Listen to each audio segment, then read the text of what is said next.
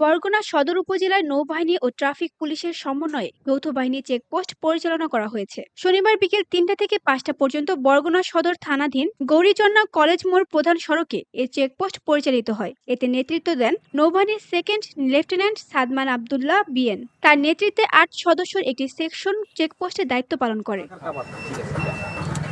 এ সময় truck, private car, CNG, motorcycle সহ বিভিন্ন যানবাহনের কাগজপত্র, হেলমেট, ড্রাইভিং লাইসেন্স এবং সন্দেহভাজন ব্যক্তিদের তল্লাশি করা হয়।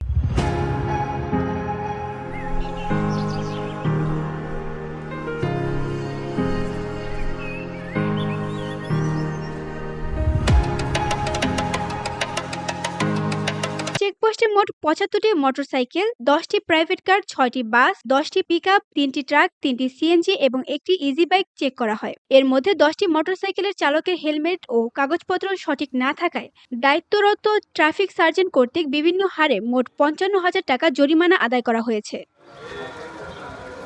চেকপোস্ট চলাকালীন কোনো অপ্রীতিকর ঘটনা ঘটেনি বলে জানিয়েছেন কর্তৃপক্ষ। এ সময় এলাকার সার্বিক পরিস্থিতি ছিল স্বাভাবিক। VOD Bangla news desk.